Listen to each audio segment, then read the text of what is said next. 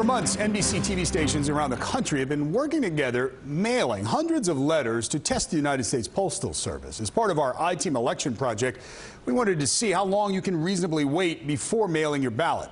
Tonight, the I-Team's Glorioso has some results. If you're a procrastinator, you want to listen now.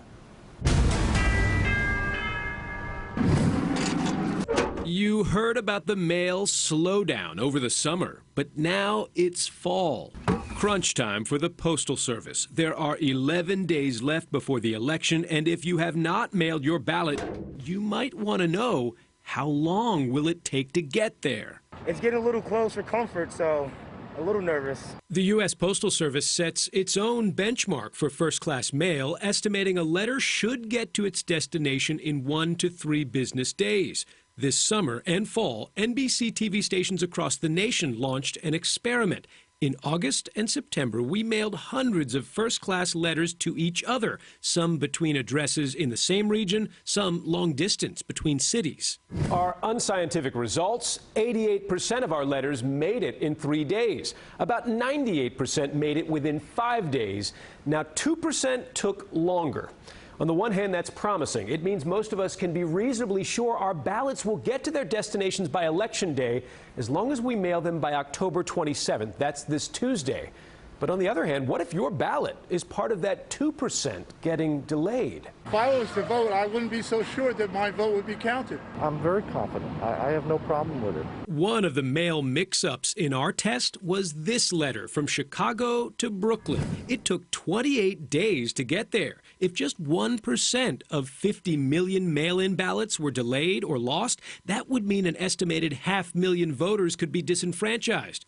To imagine the impact in a swing state, just remember, in 2016, Donald Trump's margin of victory in Michigan was just over 13,000 votes, 0.3% of the vote. In New Hampshire, Hillary Clinton won by just over 2,700 votes. That's 0.4% of the vote. We are diligently working to ensure the American public and to ensure a successful election.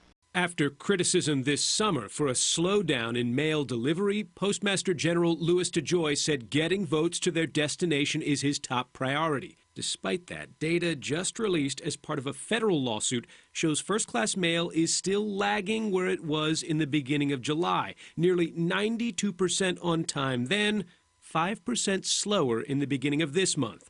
The union that represents postal workers still says they are up to the task. I think the Postal Service absolutely has the capacity, even with some of the negative changes that have been put into place. We've been doing vote by mail for generations. In the time of pandemic, it's the only way.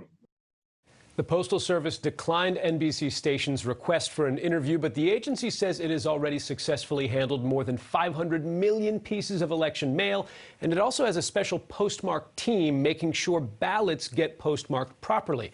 But here's the bottom line. Now is the time to send your ballot if you have not already done so, and if you want one safe target date, October 27th, this Tuesday, is a good one to keep in mind. Beyond Tuesday, delivery timeframes get a little riskier. Back to you.